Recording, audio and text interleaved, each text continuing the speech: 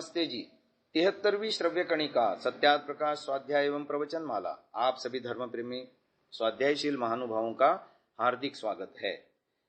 तृतीय समोल्लास में अध्ययन अध्यापन विषय को लेकर के शरीर की 4 अवस्थाओं का प्रसंग चल रहा था। गत श्रव्य कणिका में हमने सत्यार्थ प्रकाश के अंदर दिए हुए बातों का प्रकाशन आपके सामने किया। अब उसकी थोड़ी सी व्याख्या करते हैं। चतस्रोवस्था, यहां उद्धृत पाठ सुश्रुत के वर्तमान में उपलब्ध संस्करणों में नहीं मिलता। सुश्रुत का एक वृद्ध पाठ भी था जिसके अनेक संदर्भ प्राचीन ग्रंथों में उद्धृत बताए जाते हैं। आजकल सुश्रुत संहिता में इस प्रकार पाठ मिलता है।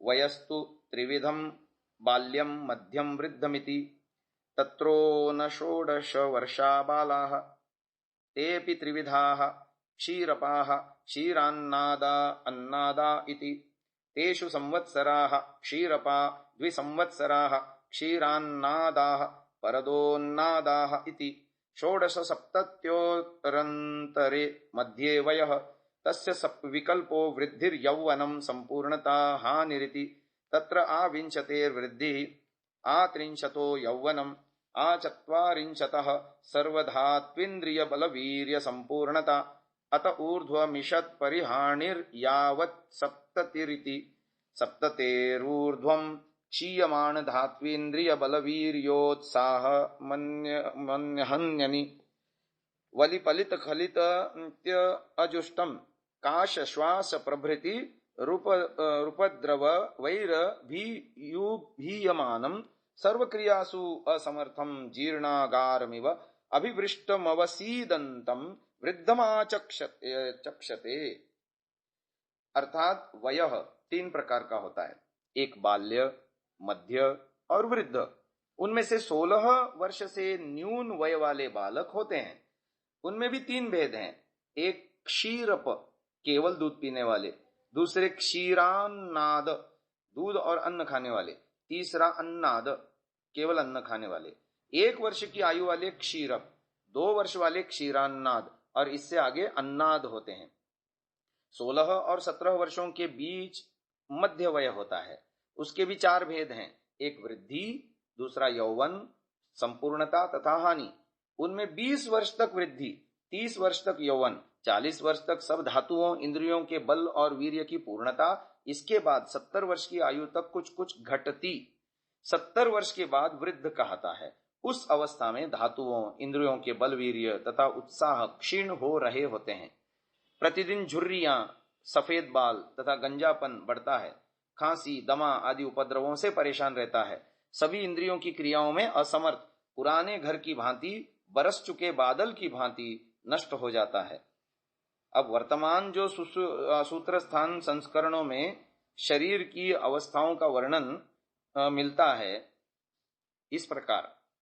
वयस्तु त्रिविधम बाल मध्यम वृद्धमिति तत्रो न षोडश वर्षा बालाः षोडश सप्तत्योरन्तरे मध्यम वयस्तस्य विकल्पो वृद्धिर्यौवनं संपूर्णता हानिरिति तत्राविंशतेर्वृद्धिरात्रिंशतो यौवनमाचत्वारिंशतः सर्वधात्वेन्द्रियबल विकल्पो वृद्धिर्यौवनं संपूर्णता हानिरिति सर्वधात्वेन्द्रियबल वीर्य संपूर्णता अत ऊर्ध्वमीषद हानिर्यावत् सप्ततिरिति। अर्थात अवस्था 3 प्रकार की होती है, बाल, मध्य और वृद्ध। इनमें 16 वर्ष तक बाल्यावस्था, 16 से 70 वर्ष तक मध्य अवस्था, फिर उसके मध्य के ये भेद हैं, वृद्धि, यौवन, संपूर्णता तथा हानि। इसमें 20 वर्ष तक वृद्धि, 30 वर्ष तक यौवन, 40 तक संपूर्णता और सब धातु उपधातु और सब इंद्रियों की बल की संपूर्णता। इसके बाद 70 वर्ष की अवस्था तक क्रमशः घटती होती रहती है। इसमें और पूर्वोद्धृत विवरण में विस्तार भेद है। मूलतः दोनों का अभिप्राय एक ही मानना चाहिए। और ग्रंथकार का लेख क्या है ऋषि दयानंद का, कि दूसरी माने यौवन 25 वर्ष के अंत और 26वें वर्ष के आदि में यौवन का आरंभ होता है। तीसरी संपूर्णता जो 25 वर्ष से 40 वर्ष पर्यंत धातुओं की पुष्टि होती है। ये तदनुसार 25, 26 से 40 वर्ष के बीच दूसरी यौवन और तीसरी संपूर्णता, दोनों अवस्थाएं एक साथ रहती हैं। इस प्रकार ऋषि दयानंद के लेख का सुश्रुत के मूल संदर्भ और उसके अर्थ से सामंजस्य नहीं बैठता। ऐसा प्रतीत होता है कि महर्षि दयानंद जी के लिपिक ने, जो अलग से बैठ करके महर्षि दयानंद जी के आशय को लिखते थे, सत्यार्थ प्रकाश विषयक, यहाँ मध्य वय वाला वर्णन उद्धृत कर दिया है। दोनों के आशय में कोई विशेष अंतर नहीं है, परंतु स्मृतियों में भी इस प्रकार के वचन मिलते हैं। यथा हारित स्मृति में आया, आ षोडशात् भवेत् बालः, आ पंचत्रिंशं युवा नरः, मध्यमा सप्ततिर्यावत् परतो वृद्ध उच्यते। इसका अर्थ है कि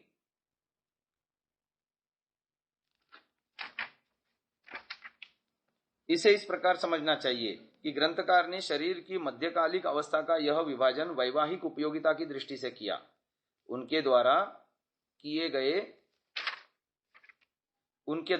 गए इस संदर्भ के व्याख्यान से इस भावना की पुष्टि हो जाती है कि 26 से 40 वर्ष के बीच 15 वर्ष के अंतराल में युवा अवस्था का परिपाक होकर संपूर्णता की अवस्था प्राप्त हो जाती है।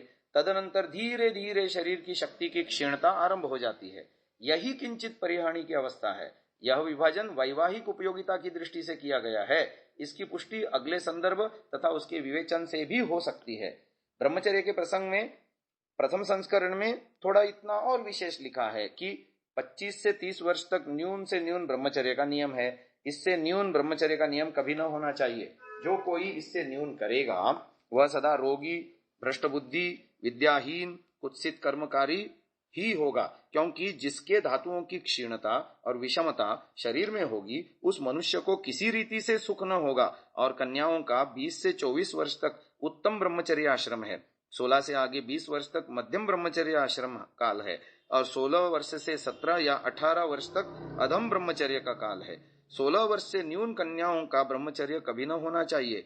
जो कोई कन्या 16 वर्ष से न्यून ब्रह्मचर्य आश्रम करेगी वह विद्या, बुद्धि, बल, पराक्रम आदि गुणों से रहित और रोगाधिक दोषों से युक्त होगी और सदा दुखी रहेगी। इसका अर्थ यह है कि 16 वर्ष से न्यून कन्या का और 25 वर्ष से न्यून पुरुष का विवाह कभी नहीं करना चाहिए। और जो कोई इसका व्यतिक्रम करे यानी उल्टा करे और 16 वर्ष से पहले कन्याओं का विवाह करे और 25 से पहले पुत्रों का विवाह करे, उसको राजा दंड देवे और उनके माता पिता को भी, क्योंकि सब लोगों के सत्य व्यवहार और धर्म व्यवहार की व्यवस्था राजा के ही अधीन होती है।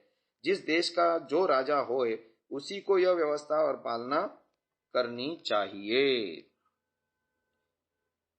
महानुभाव, अब अगला विषय आ रहा है सत्यार्थ प्रकाश में, विवाह करने वाले स्त्री व पुरुष के ब्रह्मचर्य काल की तुलना। प्रश्न किया, क्या यह ब्रह्मचर्य का नियम स्त्री व पुरुष दोनों का तुल्य है? उत्तर दिया, नहीं। जो 25 वर्ष पर्यंत पुरुष ब्रह्मचर्य करे तो 16 वर्ष पर्यंत कन्या। जो पुरुष 30 वर्ष पर्यंत ब्रह्मचारी रहे तो स्त्री 17 वर्ष। जो पुरुष 36 वर्ष तक रहे तो स्त्री 18 वर्ष। जो पुरुष 40 वर्ष पर्यंत ब्रह्मचर्य करे तो स्त्री 20 वर्ष। जो पुरुष 44 वर्ष पर्यंत ब्रह्मचर्य करे तो स्त्री 22 वर्ष। और जो पुरुष 48 वर्ष पर्यंत ब्रह्मचर्य करे तो स्त्री 24 वर्ष पर्यंत ब्रह्मचर्य सेवन रखे। अर्थात 48वें वर्ष से आगे पुरुष और 24वें वर्ष से आगे स्त्री को ब्रह्मचर्य न रखना चाहिए। किंतु यह नियम विवाह करने वाले पुरुष और स्त्रियों का है। और जो विवाह करना ही न चाहे वे मरण पर्यंत ब्रह्मचारी रहते हों तो भले ही रहें, परंतु यह काम पूर्ण विद्या वाले जितेंद्रिय और निर्दोष योगी स्त्री पुरुषों का है। यह बड़ा कठिन काम है कि जो काम के वेग को थाम के इंद्रियों को अपने वश में रखना। महानुभाव, आज नैष्ठिक ब्रह्मचर्य की संकल्पना लुप्त सी है। नैष्ठिक ब्रह्मचर्य कोई रखना नहीं चाहता, जबकि यदि बचपन से वैराग्यवान और पूर्व जन्म के संस्कार किसी के उद्बुद्ध हो जाएं और युवा अवस्था तक वैराग्य की भावना यदि आए, उसकी बात ऋषि दयानंद यहाँ कह रहे हैं कि वे यदि ब्रह्मचर्य न रखना चाहें, विवाह न करना चाहें तो आजीवन ब्रह्मचारी भी रह सकते हैं। पर ये जितेंद्रिय संयम से रहने वाले निर्दोष पूर्ण विद्या वाले योगी स्त्री पुरुषों का काम है, ऐसा उन्होंने बताया, जो कि कठिन है इंद्रियों को अपने वश में रखना। आज के इस विषय को यहीं विराम देते हैं। अगली श्रव्य कणिका में हम पढ़ने पढ़ाने वाले के नियम जानेंगे। ओम।